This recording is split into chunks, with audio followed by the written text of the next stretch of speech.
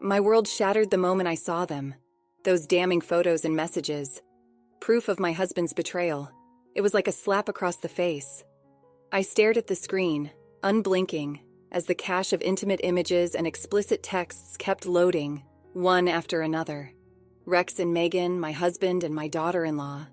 Bile rose in my throat as the truth sank in. How could they? Rex had grown distant lately, blaming work stress and extra hours for his sudden coldness. But this crossed every imaginable line.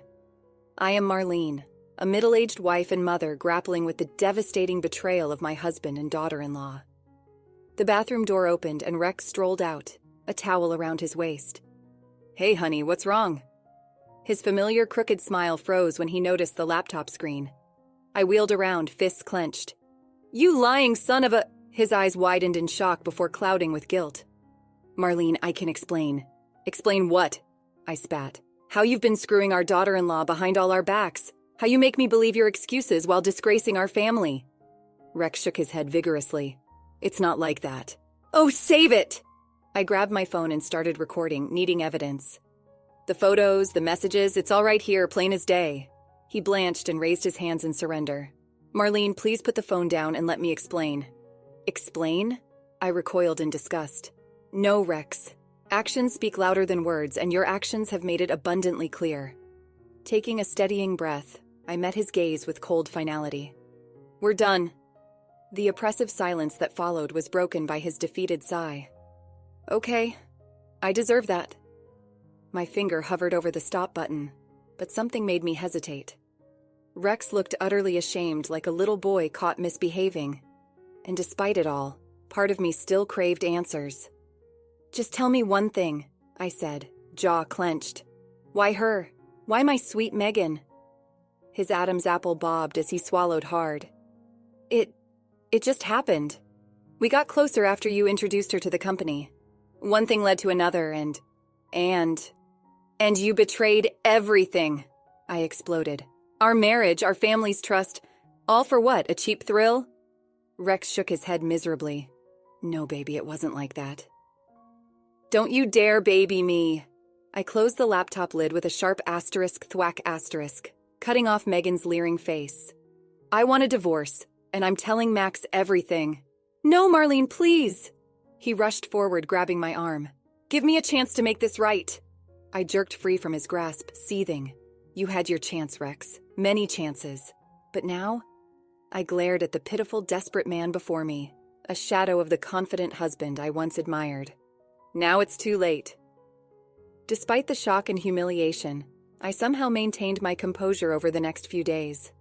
I went about my routine like nothing earth-shattering had happened. Cooking, cleaning, tending to the house. On the surface, our family life appeared perfectly normal, but it was all a facade. Beneath the veneer of domestic bliss, an invisible storm raged within me. My mind kept replaying those vile images, torturing me with every smile Rex flashed, every time Megan batted her innocent eyes. How could they be so calm and collected, carrying on like their lives hadn't been upended by their sordid betrayal? I decided to watch them closely during our scheduled family dinner that week. We all gathered around the table, Rex, Megan, Max, and I, forcing fake jovial chatter. I studied my husband and daughter-in-law, scrutinizing their every move for even a hint of guilt or the slightest slip-up to confirm my suspicions. They didn't disappoint.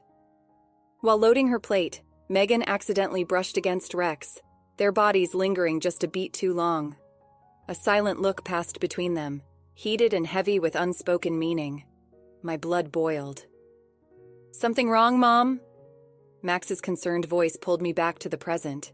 I realized my fork was clenched in a white-knuckled grip. "Just lost in thought, dear."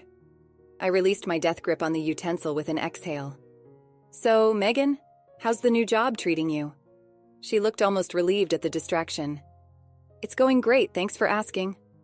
Her sugary tone was sickening. "Rex has been such a big help getting me settled in." I caught the subtle wink she shot my husband and saw red. So that's their game, carrying on shamelessly right under our noses. I opened my mouth to unleash my fury, but Max spoke first. "I'm proud of you too," he said warmly, oblivious to the tension. Who would have thought you'd hit it off so well after Mom brought you on? Rex draped an arm possessively around Megan's shoulders. Well, you know what they say, like families, like employees. They shared a sickening laugh at the inside joke. Bile rose in my throat at their audacity, their brazenness. My hands shook with suppressed rage. You must be very proud too, Marlene. Megan ceded, her tone dripping with fake sweetness. Having your husband as a mentor to help advance my career. A sly, knowing smirk curled her lips, revealing the vicious instigator beneath the veneer of kindness. At that moment, all the pain and humiliation bubbled over into white-hot fury. I'd been a fool to ever trust this venomous snake. My chair screeched backward as I shot to my feet, causing the table to erupt into chaos. Plates clattered and utensils scattered across the tablecloth, but I didn't care.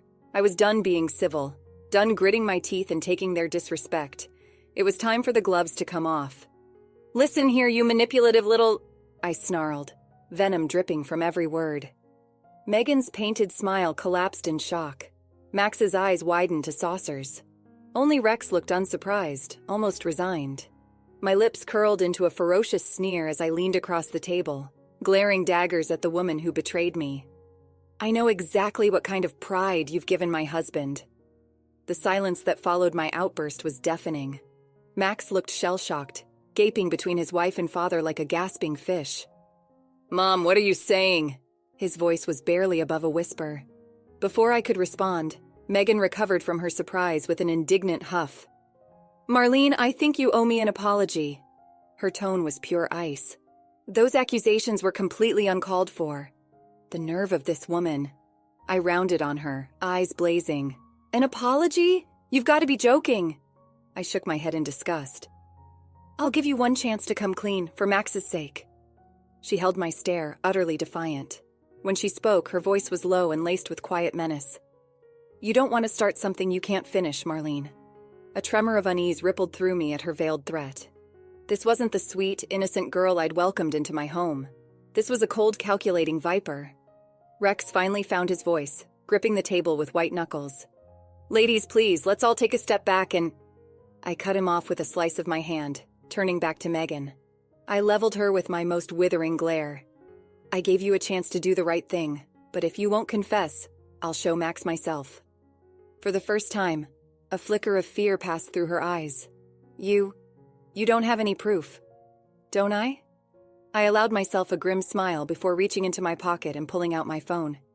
You too should be more careful about where you leave your little mementos. Her bravado crumbled at the implication.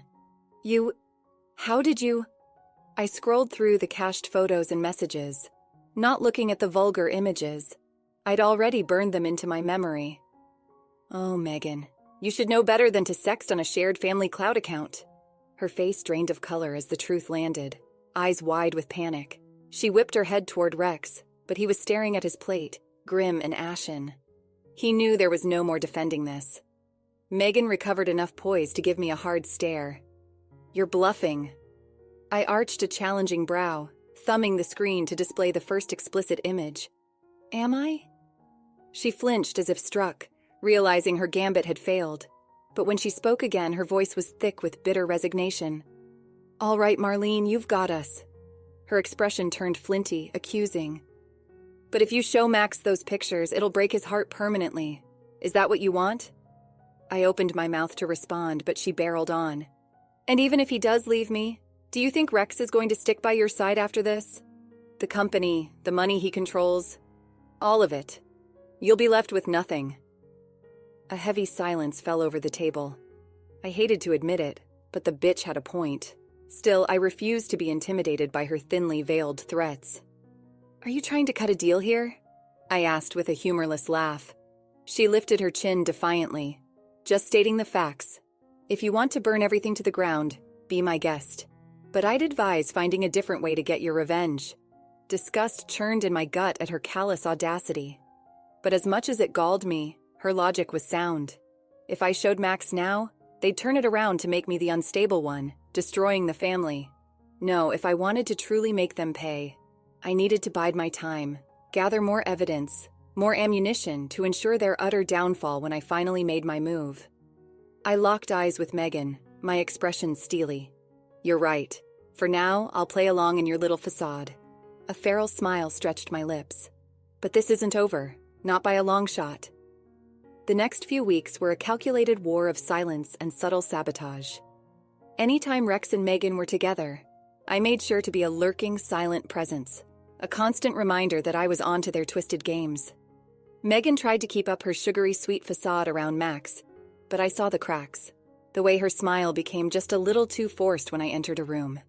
How her eyes would flit to me with thinly veiled apprehension before remembering herself. Good. Let the snake fret, never knowing when I'd choose to strike. As for Rex, he could barely meet my gaze these days. The bright confidence that first drew me to him was nowhere to be seen, replaced by a diffident, shameful demeanor. Part of me relished seeing the arrogant prick broken down like this. Still, the pitiful display only fueled the flames of my fury. He didn't deserve the mercy of wallowing in guilt and remorse, not after the depth of his betrayal. No, for them, I needed to enact a punishment befitting the crime.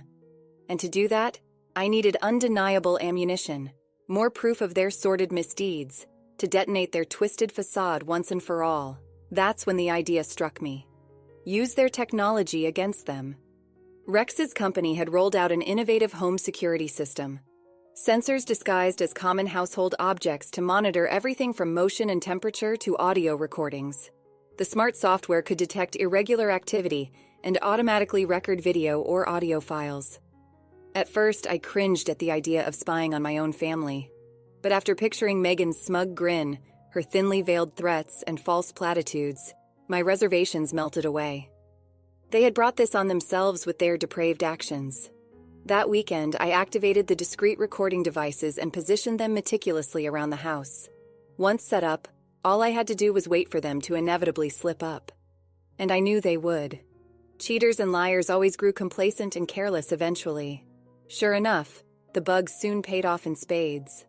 I'll never forget that night, sitting alone at the kitchen island while Rex and Megan carried on in the living room, oblivious. Through the baby monitor set, I heard everything. The soft clink of ice in a glass, a low, feminine giggle, hushed whispers rife with heated innuendo. My fists clenched as sugary endearments and filthy nothings polluted my ears. This was what I'd been waiting for cold, hard proof of their indiscretions to shove in their smug faces. And yet, sickeningly, the more I heard, the more I realized they simply didn't care. Not about me, about Max and our family, or facing any consequences. It was all just a game to them, driven by their selfish cravings. Something inside me shifted at that moment like a switch being flicked. Gone were any lingering traces of sadness or hurt, replaced by an icy, single-minded determination. I would burn them both to the fucking ground. From that day on, I changed my tactics. Instead of constantly monitoring their tryst like an overbearing warden, I receded into the background, giving them just enough leash to hang themselves. Whenever they rendezvoused, thinking themselves cleverly discreet, I was always there, invisible eyes and ears soaking up every lurid, damning detail. Files upon files of incriminating evidence piled up, a sitting angel of vengeance waiting to dole out its divine justice. More time passed. The longer Megan and Rex went unchallenged, inevitably they grew emboldened and sloppy. Their indiscretions escalated from lingering looks and innuendos to more and more brazen physical acts. Each offense was meticulously documented. With each new video or audio clip, the noose of hard proof tightened inexorably around their necks, never once suspecting that with their every arrogant violation, they were only digging their graves deeper. At last, when I'd compiled an unimpeachable dossier of their sins, as damning as it was comprehensive, I allowed myself a thin, vicious smile. The time for hiding in the shadows was over. Now it was time for the grand unveiling and to finally make these two depraved snakes reap their rightful karma. With my unassailable trove of evidence secured, I shifted to the next phase, ensuring their downfall would be complete and utter when I finally dropped the hammer. I started small, setting the stage with subtle moves calculated to destabilize Rex and Megan's lives and erode their senses of control. Nothing too overt that would tip my hand, but seemingly innocuous disruptions that planted the seeds of anxiety and distrust. First was isolating Rex financially. Over the years, his success had made him increasingly lax in handling the household finances. He just signed whatever I put in front of him, leaving me to manage our money, investments, accounts, everything. This blind trust in me proved quite useful. With a few sneaky keystrokes, I liquidated our long-term assets and siphoned the funds into a new private account under my name. Tedious paperwork, sure, but the sheer scope of assets I methodically bled from Rex's holdings would leave him destitute once revealed. I even went so far as to contact our lawyers and update our wills, citing a routine financial review. More paperwork for Rex to simply sign off on without a second thought. All the while, he remained utterly clueless to the way I was stripping away his wealth, influence, and power piece by piece, dismantling the very foundations that made him such an arrogant, self-assured prick. The financial sabotage was going perfectly, but what to do about Megan?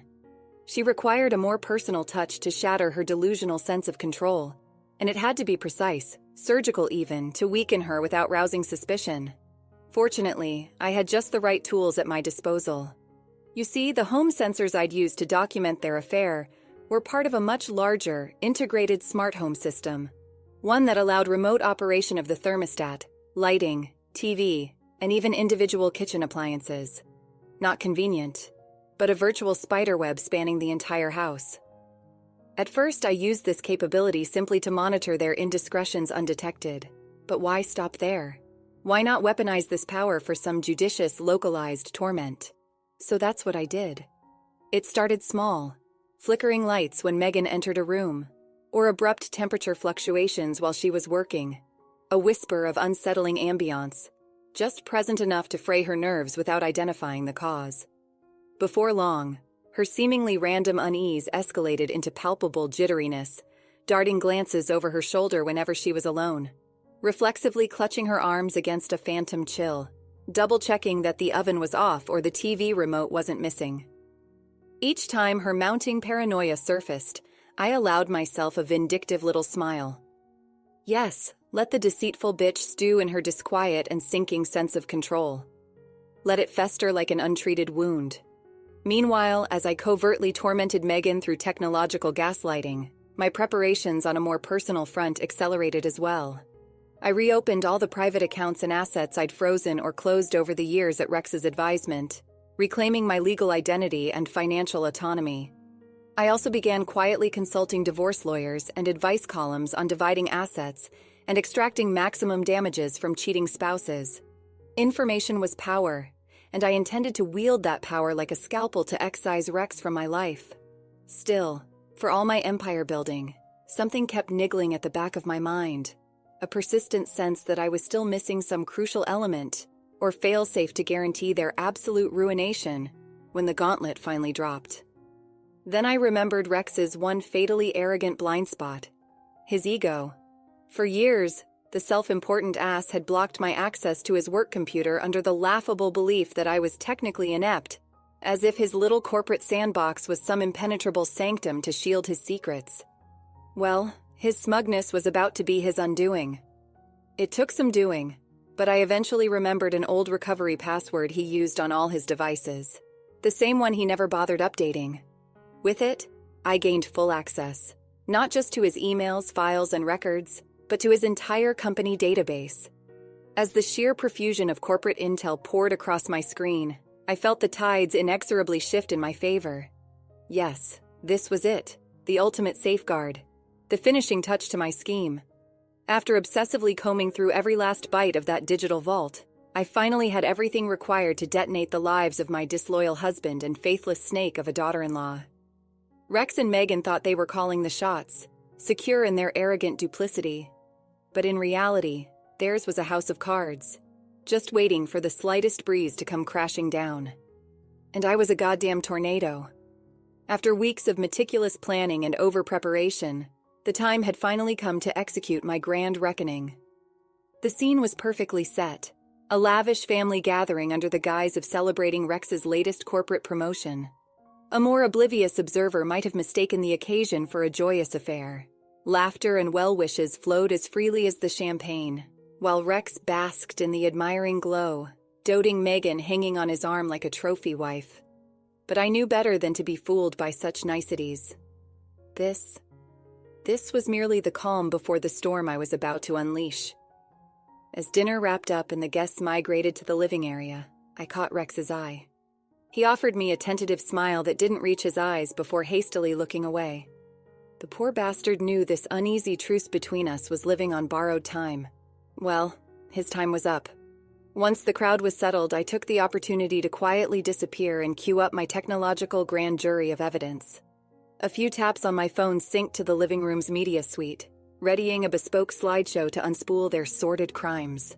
When I emerged and rejoined the assembled party, a surprised murmur rippled through the crowd. I stood in place, my expression impassive and unsmiling, as I remotely triggered the flat screen, commanding its undivided attention. "Everyone, if I could have a moment, please." My voice rang clear over the sudden hush. "There's something you all need to see." The first few frames were innocuous enough.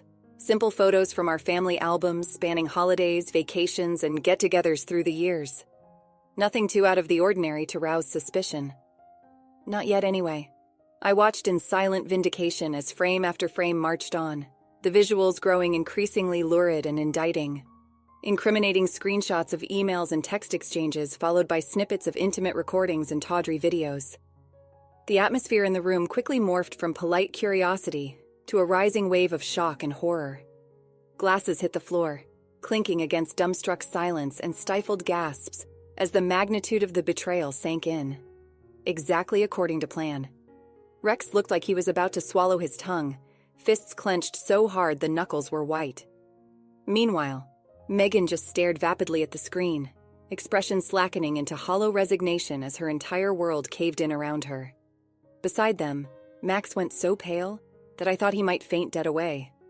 Any illusions he harbored about his perfect little family were withering by the second, incinerated in the kiln of my merciless exposure. Part of me felt a twinge of pity for the poor bastard, but I quickly shunted it aside. He'd thank me later for freeing him from these parasites. By the time the slideshow reached its climax, an exquisitely curated kaleidoscope of Rex and Megan's most revolting indiscretions, the room had descended into utter pandemonium. Screams and recriminations filled the air as the assembled crowd turned on the disgraced couple with unbridled rage and disgust.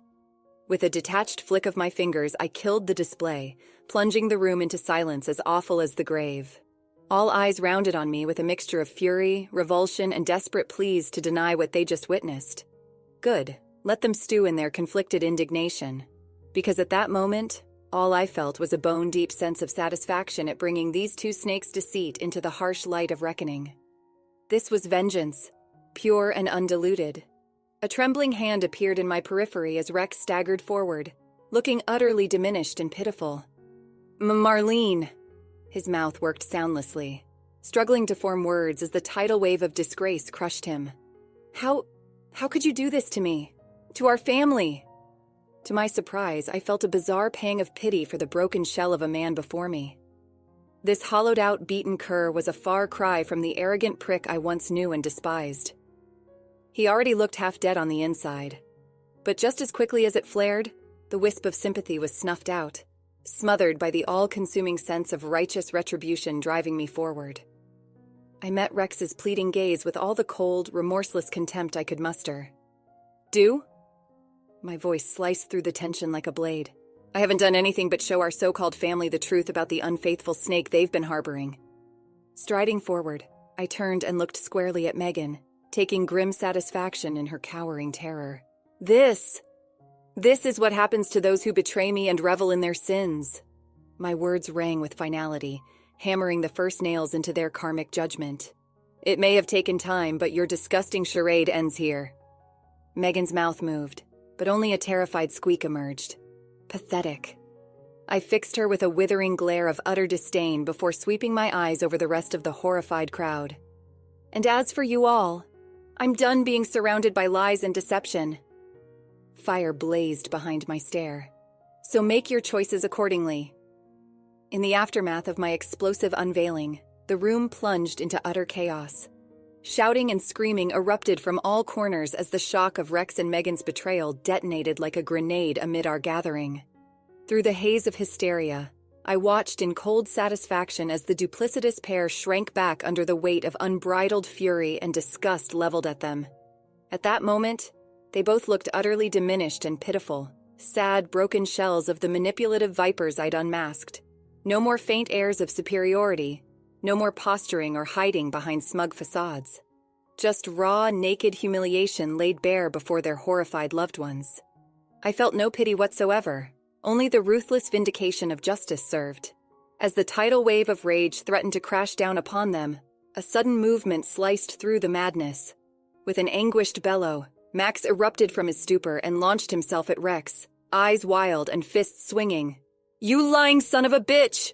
His words were choked sobs as he rained blows upon his father. "My wife."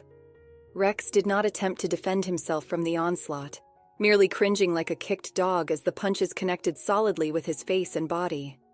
Blood soon trickled from his nose and split lip as Max repeatedly punished him with white-knuckled fury. The display was as pathetic as it was cathartic to witness.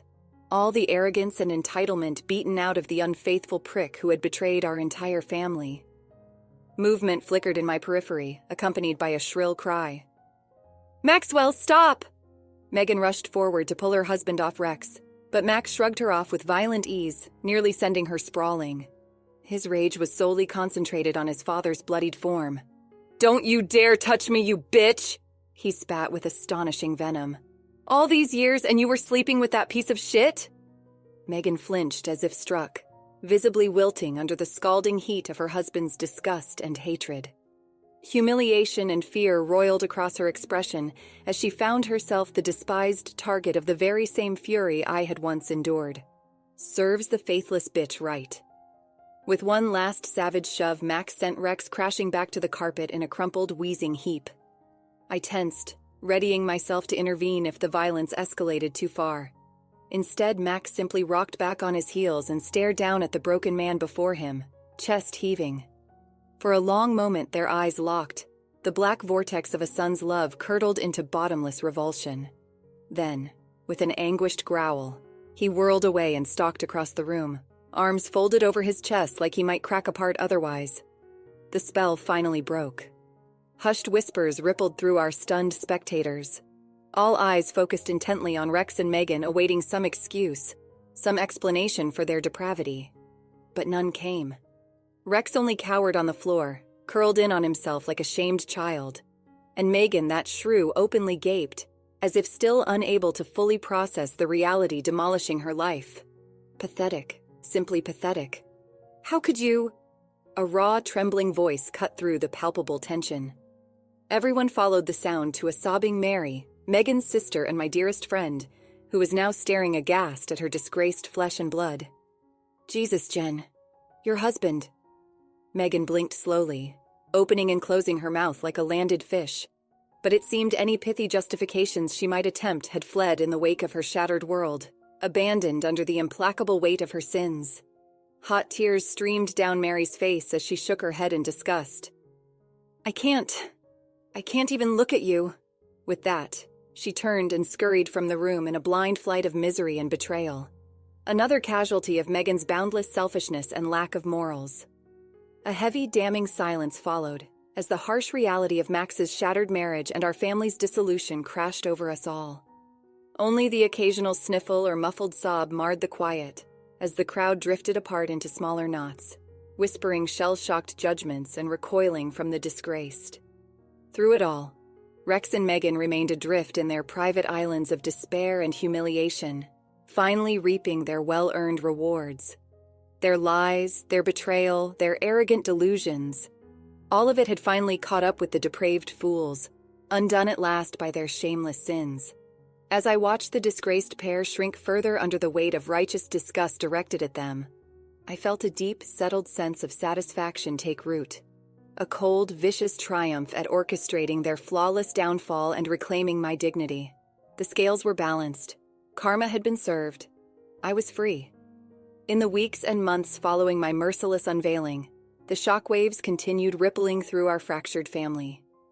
Rex and Megan's affair, that seismic betrayal detonated into the harsh light, left an impact crater of devastation that couldn't be easily overcome. Not that either of those depraved snakes seemed capable of recovery to begin with. As the legalities of our divorce proceedings ground into motion, it became excruciatingly apparent how overpowered and checkmated Rex was in the wake of my preparations. The finances, assets, even those precious corporate assets he'd guarded like Gollum's trinkets. All of it systematically stripped away and redirected into safeguarding my future. That arrogant, conniving prick didn't see it coming until it was far too late. By the time the final paperwork came down, his cushy lifestyle and affluent identity had been dismantled and remanded to the void. He was well and truly ruined, a hollowed-out husk destined to spend his twilight years destitute and shamed by his callous misdeeds. Most would consider such cruel vengeance excessive, if not outright unethical, but they didn't endure the bone-deep pain of being so completely betrayed by the person they loved most in this world. Hadn't spent countless nights sobbing myself hollow after uncovering the sordid depths of their indiscretions and lack of remorse. No, long before our divorce, Rex's cavalier infidelity had made him the living, breathing embodiment of the monster under the bed he'd inflicted on me through his actions. He'd willingly traded the sanctity of our marriage vows and family for his tawdry pleasures. So I took from him the only things his worthless hide truly valued: his wealth, status, and precious corporate legacy. An eye for an eye, a soul for the lifetime of damage he'd wrought through his weakness and selfishness. He brought his ruination upon himself. As for Megan, the so-called love of his wretched life, well, she fared even worse in the aftermath. Her husband, Max, washed his hands of her duplicity, severing their relationship with a vicious finality I'd never seen in him before. Poor girl didn't just lose her marriage, but her entire support system too. Mary, her sister and best friend, cut all ties after being blindsided by the ugly truth. And Megan's parents, once so proud of their brightest daughter, they wouldn't even look at her during supervised visits with her nephew, their only grandchild. Each ostracization, each closed door in her face, was a well-earned denial of any last vestiges of sympathy or compassion Megan might have merited. Her sins had irrevocably alienated her from every person who'd once loved and supported her through life's difficulties. I suppose part of me should feel some inkling of pity for the scorned viper who so richly deserved her utter isolation and ruin, but I just couldn't muster it. That parasitic succubus brought her karmic recompense on herself through her faithlessness and haughty belief that she was untouchable.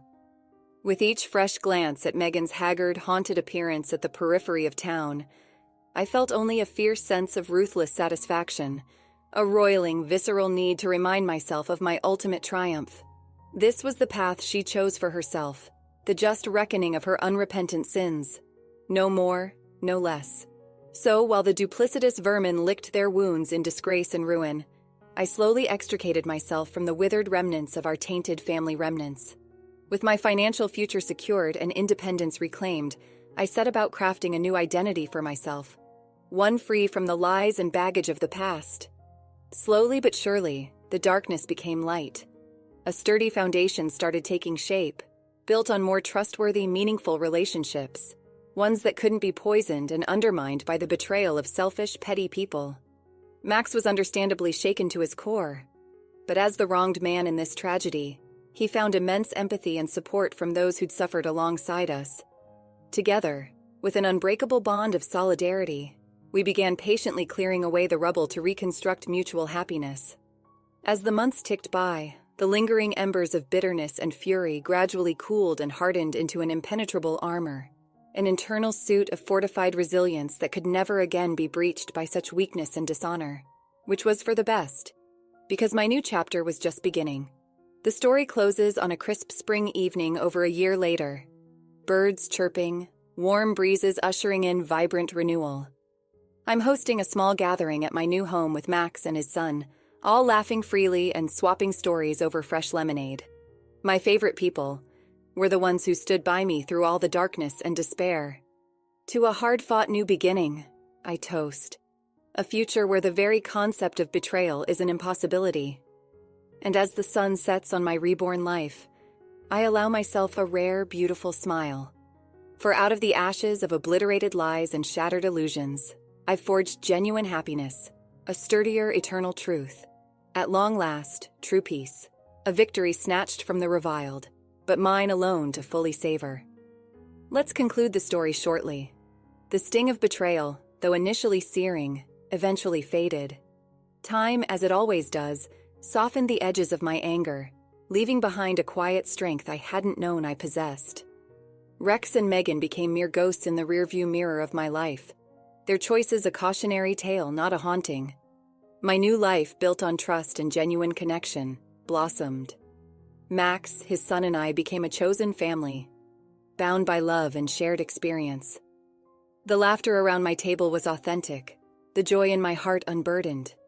And as I watched the sunset paint the sky with hues of hope and promise, I knew, with unwavering certainty, that I had emerged from the ashes of betrayal stronger, wiser, and undeniably free. The end. How did the story resonate with you? Don't forget to like, subscribe, and stay blessed.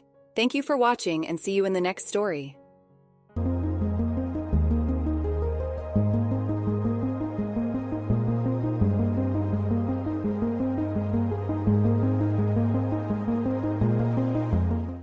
All right, everyone's presentations are done. Nick, the manager, said as he tried to move the discussion forward. Excuse me, I haven't. I recently found out something. Nick interrupted me and began to speak. There's apparently someone in this department who didn't graduate high school and is just a part-timer. Meetings should be for employees only. Absolutely right. His lackey, Mike, of course, agreed with Nick. I'm leaving. After leaving the meeting room, I started to shut down my computer. I noticed that an email had arrived, not in my personal inbox, but in the company's shared email. Thinking, there's no point in speaking up, no one will listen, I went home quietly. The next day, I heard a commotion from Nick's desk. He was staring at his computer screen, his face pale. Nick! Is something wrong? Mike looked at the screen with him.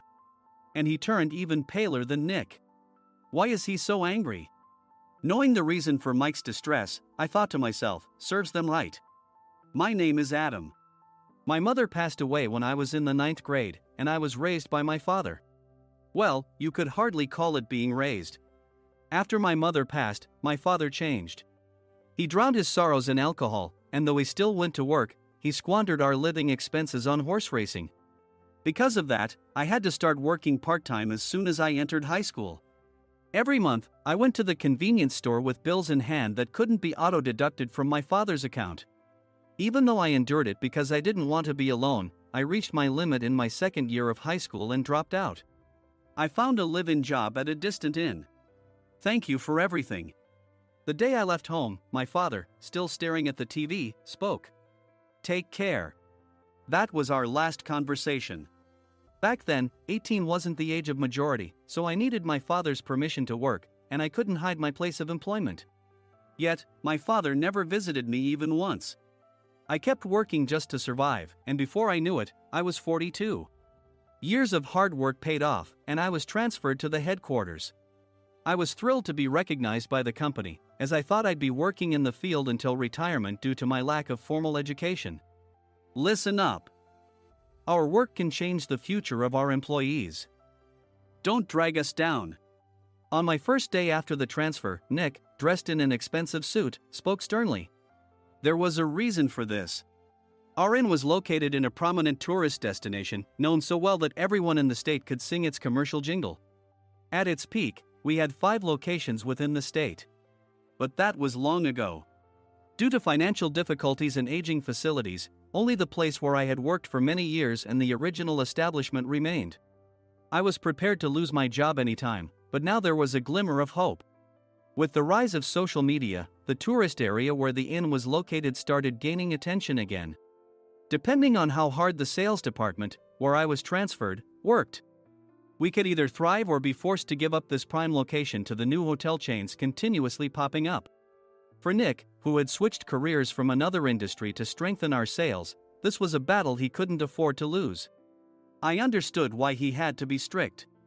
I will do my best. Nick sneered at my enthusiastic declaration. Did you not hear what I said? I'm sorry. I thought I was listening carefully. Out of habit from years of customer service, I apologized reflexively, though I had no idea what had offended him. Someone was watching me with a smirk. In this department, there are those who are expected to excel and those who have been shoved here because they have nowhere else to go. You are the latter. It was Mike, the section chief. He's 7 years younger, at 35. But he was called to headquarters much earlier than I was and had been moving around within the headquarters ever since. I'm not jealous, but I can't accept that he's my boss. Graduating from a prestigious university, he has an unusually high pride and caused many problems as a newbie, making things very difficult for me when I was the front desk leader. When I found out Mike was transferred to the sales department a month before me, I was disheartened. Mike is right. With just a middle school diploma, there's not much you can do. Don't even think about achieving results. As if I didn't exist, Nick remarked, I'm thirsty. Mike eagerly ran to the coffee maker. It seems Mike is Nick's lackey. I regretted being happy about my transfer to headquarters, wishing I had stayed on site forever. Send a direct mail to every company on this list by the end of the day. Nick only assigned me tasks that even a new graduate could handle. What? There are over 1,000 companies. You want me to send to all of them by today? Yes, if you and your fellow misfits split the work, even those with nowhere else to go should finish by today. I glanced at the employees typing away expressionlessly. They were worn out from customer service, only thinking about leaving on time, or were women reassigned after having children, with zero motivation for work. Even Sam, a new graduate from the same university as Mike, who was supposed to be among the expected achievers, had no enthusiasm for the job, having joined the company wanting to do customer service. I don't care what they say, I plan to quit anytime, he said. Only Nick and Mike were highly motivated, making all the decisions between the two of them. I originally only wanted to work at the inn to survive and had no particular attachment to this job. I swallowed my words, thinking I had no right to reprimand them. About a month after the transfer, Nick told us with a frustrated look. To commemorate the 50th anniversary, we've decided to create a plan exclusive for one group per day. Originally, Mike and I were supposed to come up with it, but our president, Mr. Thompson, insists on hearing everyone's opinions. So, you all get a chance. As Nick explained, Mike began handing out prints. Make sure not to embarrass Nick. If your ideas are half-baked, you'll have to redo them. It seemed that they had printed his handwritten notes by Mr. Thompson, which included several questions and a section for free responses. It made sense why Nick had to seek our input, given that all responses had to be submitted to Mr. Thompson. We were given a week to think about it, and a meeting was scheduled to compile our ideas. My plan is to let guests enjoy both the old and modern America. Nick began the presentations. Guests would watch a master confectioner at a nearby traditional sweet shop make sweets in front of them. The welcome drink would be premium tea in a bottle. Nick's plan was certainly attractive. After his presentation, Nick called on us to present in the order we were seated. Just as I stood up for my turn. All right, everyone's presentations are done. Excuse me, I haven't. I recently found out something. Nick interrupted me. There's someone in this department who didn't graduate high school and is just a part-timer. He was likely talking about me. I joined the company as a part-timer and was made a full-time employee when I turned 20. That was 20 years ago, so Nick and Mike probably had no chance to know until recently. Meetings should be for employees only. Absolutely right. After that, Nick kept creating opportunities to solicit everyone's opinions, purposefully excluding me from speaking. The meeting unexpectedly heated up and went past the scheduled end time. A few people asked to leave, and the discussion continued with the remaining few. Still here? Normally, you'd leave in that situation. Though I had no attachment to the job initially, hearing kind words from customers made me want to make them happier. For someone like me, with nowhere to go, the inn was my home and customer service was my life. I felt pathetic about my current self. I'm leaving. I left the conference room and started shutting down my computer. I noticed an email had arrived, not in my personal inbox, but in the company's shared email. Thinking no one would listen to what I had to say anyway, I quietly went home. The next day, while preparing the DM as instructed, I heard a commotion from Nick's desk. In his haste to stand up, he hit his knee on the desk. He stared at his computer screen, his face pale. Nick! What's wrong? Mike, thinking he should be the first to rush over, approached Nick while still wearing his coat. He peered at the screen with Nick. and he turned even paler than Nick. Why is he so angry? Who is responsible for this company? Nick, more irritated than ever, asked, and Mike answered without checking. Probably Sam. Sam wasn't there because he was attending a morning training session for new hires. Nick gave up on getting angry and returned his gaze to the screen. They were looking at an email that arrived right after the end of the working day yesterday. Apparently, no one, including me, had checked it before leaving. The email was from a large company that used us for their annual employee trips. The president and executives of that company also frequently used our services personally. President of the company, Mr. Mason himself, had declared that neither he nor his company would ever use our services again. Well, some companies cancel their employee trips or stop using our services due to financial struggles. Let's just move on. Mike kept wiping the sweat from his forehead with a handkerchief. Knowing why Mike was so agitated, I quietly watched their interaction. Do you know how much revenue we get from that company? We can find other guests to fill the rooms, but we'll lose the banquet costs, gift shop revenue, rental car fees, and more. Moreover, the gifts were supposed to be prepared by the traditional confectionery shop involved in Nick's proposed plan. If it's known that we incurred such a huge loss at this critical time, Nick's position in the company would be jeopardized. Nick took a deep breath, seemingly trying to calm himself. All right, Mike. Go to New York right now and apologize to Mr. Mason. What? You're coming with me, right? I have urgent work to do. I trust you, which is why I'm entrusting this to you. Please. Mike, believing Nick's sincerity, agreed with a determined look on his face, saying, yes. That's Nick for you. Even if Mike went to apologize, Nick would shift all the blame onto him if the client didn't change their mind. Well, it was Mike's fault to begin with, so it served him right. About 3 hours later, Sam answered a call from somewhere and repeatedly apologized, saying, I'm very sorry. Everyone watched to see what was happening. After ending the call, he informed Nick with a weary tone. When Mike arrived at the client's company, he only made things worse, further infuriating Mr. Mason. He was demanding, get his boss here immediately. It was no wonder Sam was exhausted, dealing with such a call right after returning from training. What is that idiot doing? All right, Adam, you're coming with me. If sacrificing Mike didn't work, then I must be next. Normally, I'd want to refuse at all costs, but I saw an opportunity in this situation. If I can be of assistance, I'd be happy to join you. I immediately followed Nick, and we flew to New York.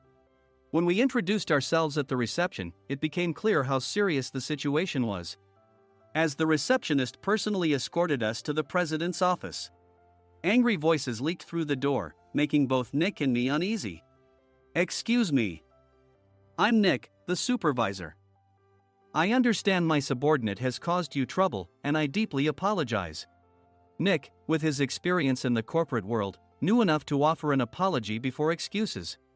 However, his customer service skills left much to be desired.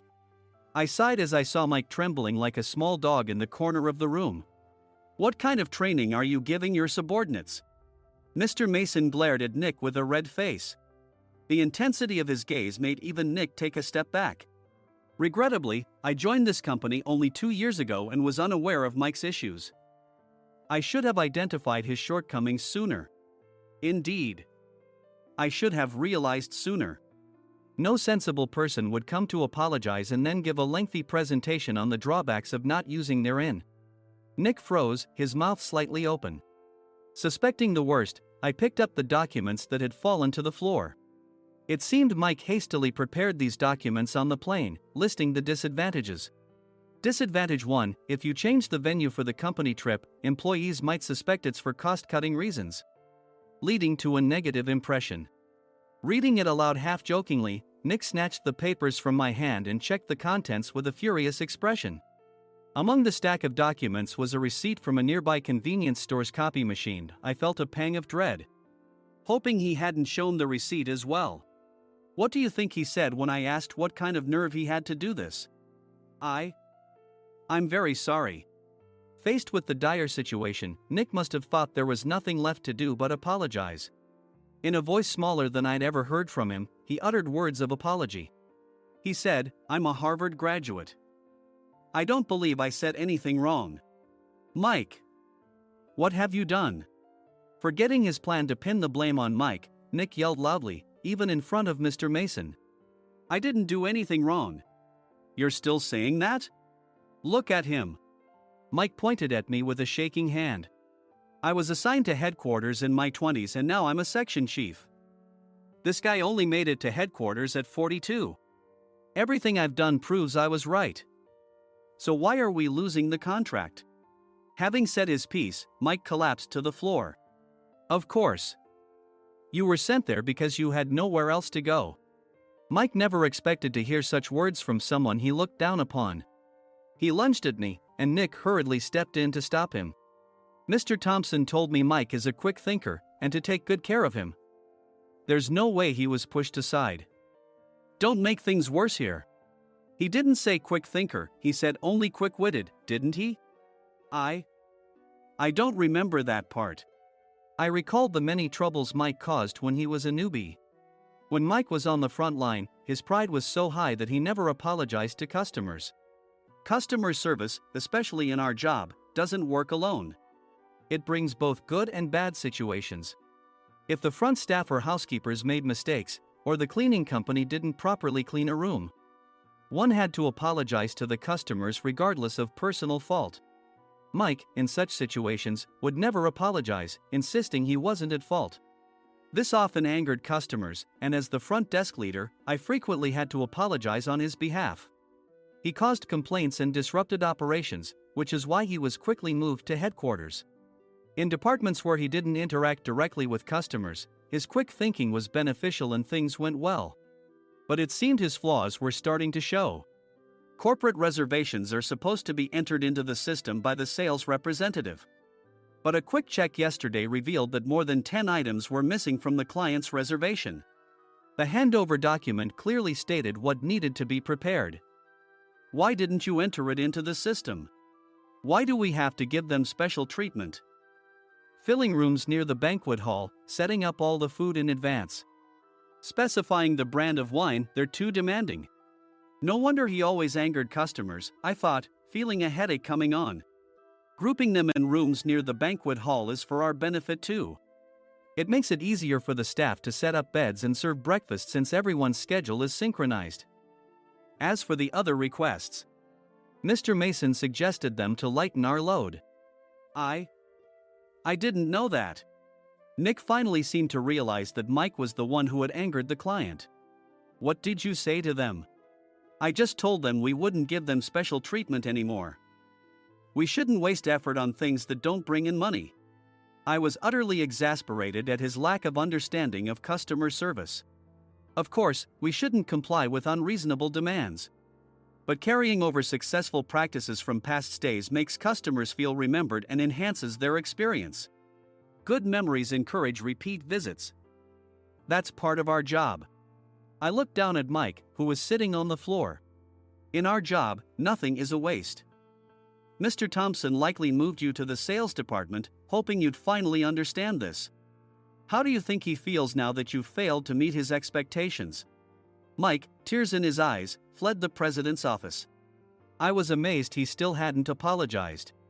You have it tough, Adam. It's okay, we're all employees of the same company. I deeply apologize for this disrespectful incident. Especially after all the care you've shown us. If it weren't for you, Adam, I really would have stopped staying here. When I heard you were moving to the sales department, I was willing to reconsider if you handled it. Seeing us talk so amicably, Nick's face contorted. Do you two know each other? Adam's service is excellent. I always requested him specifically. Normally, we don't accept specific staff requests, but we made an exception for Mr. Mason, adjusting my shifts accordingly. He had personally stayed at our hotel just before my transfer, and during casual conversation, I mentioned, I'm moving to the sales department soon. If I hadn't told him then, things could have been much worse. Please continue to take care of us. I look forward to it. On the return flight, Nick awkwardly offered me a can of beer. It's still working hours. Of course, I had no intention of forgiving him for a single beer. Nick might try to pin everything on Mike and avoid any consequences. While pondering this, a startling fact came to light. Nick, the tea bottles for the plan have arrived. I handed Nick a bottle labeled with our inn's name. They look good. What are you talking about? These are plastic bottles. I had assumed we would use the trendy, high-end bottling tea. But what arrived were ordinary plastic bottles of tea with customized labels. The only unique aspect was the label, which had the inn's name, making it look customized. Upon further investigation, I discovered that a substantial amount of money was set to be paid to the tea company. It was priced like bottling tea. Does this plastic bottle really cost $100 each? The tea inside is specially blended for us. The extra cost is for that. Wouldn't it be better to use another tea company? Or is there a specific reason we must use this one? As Nick continued to make excuses, I showed him a printed email. I informed the tea company's president, Mr. Mitchell, that we discovered irregular payments and he confessed. He said you two were high school classmates and planned to split the extra money. That idiot. Why did he confess? That's not important. You should worry about yourself, this could turn into a police matter. Opening the bottle cap, I suggested. How about calming down with this tea? It supposedly has a relaxing effect. Nick drank the tea frantically. In the following days, decisions were made about their fates. Mike was reassigned to the General Affairs Department, with no chance of transfer or promotion, as per Mr. Thompson's orders. As for Nick, since the payment to the tea company hadn't yet been made, he narrowly avoided legal trouble. Instead, he was encouraged to leave the company, and to avoid further complications, Nick submitted his resignation. Rumor has it that connections between HR departments have made it difficult for him to find new employment. Even though it was good to have those two gone, something unexpected happened in the sales department. Everyone became motivated and united in refining the 50th anniversary plan. In the end, my plan was adopted. We collaborated with the Tourist Information Center to provide personalized guides. The plan, tailored to the number of guests, was truly special for the 50th anniversary. Hey, is Adam's family coming to stay? I immediately booked that special plan for my family. Sam noticed it on the reservation list and quickly picked up on it. Yes, I'm inviting my father. That's great. I might invite my parents too. I lacked the courage to face my father just as Adam. But here, with the confidence Mr. Mason praised, I felt ready. The 50th anniversary plan was a perfect opportunity to reconnect with my father. I hoped to bring back the days when we could laugh together as we once did.